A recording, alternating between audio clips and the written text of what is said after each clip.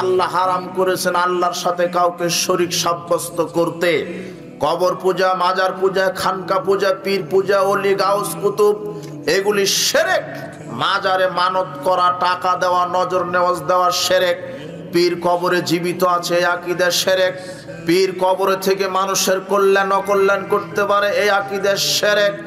পীরের দরগায় মানত করলে বালা মুসিবত দূর হয়, এই আকীদা শিরক। পীর মানুষের পাপকে ক্ষমা করে দিতে পারে, এই আকীদা শিরক। পীরের সুপারিশ ছাড়া জান্নাতে যাওয়া যায় না, এই আকীদা শিরক। কবর পূজা করলে শিরক হয়, মাজার পূজা করলে শিরক হয়, পীরকে মূল্যায়ন করলে শিরক হয়।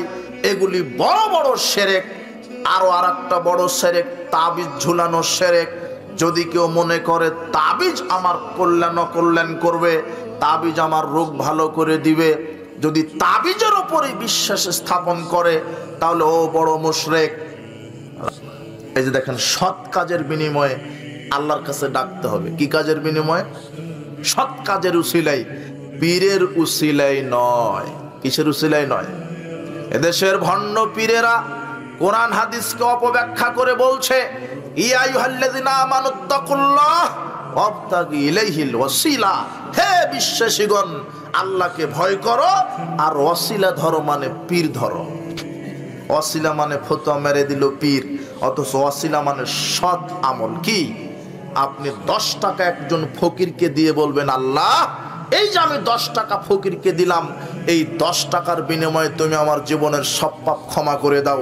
আল্লাহ ওই 10 টাকার বিনিময়ে আপনার জীবনের সব পাপ ক্ষমা করে দিবেন।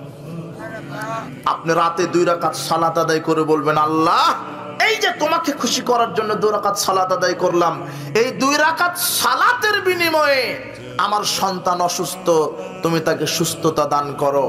সব আমলের বিনিময়ে আল্লাহর কাছে সাহায্য চাইতে হয়। সৎ আমল হলো উসিলা। শরীয়তে 3টা উসিলা বৈধ। এক, আল্লাহর গুণবাচক নাম, সুন্দর সুন্দর নাম, ইয়া রহমান, ইয়া রাহিম, ইয়া গাফফার, ইয়া আজিজ, ইয়া কাহ্হার, ইয়া রহমান, ইয়া রাজ্জাক, এইভাবে আল্লাহর সুন্দর সুন্দর নামের মাধ্যমে তাকে ডাকবেন। 2, ঈমান এবং আমল। ঈমান এবং আমল। ওই যে সারা আলাইহিস সালাম স্বৈরাচারী বাদশার কাছে যখন গেলেন, স্বৈরাচারী বাদশা যখন তাকে হাত দিয়ে স্পর্শ করতে লাগলেন, তখন তিনি সারা ঈমানের বিনিময়ে আল্লাহর কাছে সাহায্য চেয়েছিলেন। সারা বলছেন, আল্লাহুম্মা ইন কুনতু আমানতু বিকা ওয়া বিরাসূলিকা ওয়া হাসানতু ফারজি ইল্লা লা যাওজি ফালা তুসাল্লাত আলাইয়াল কাফির।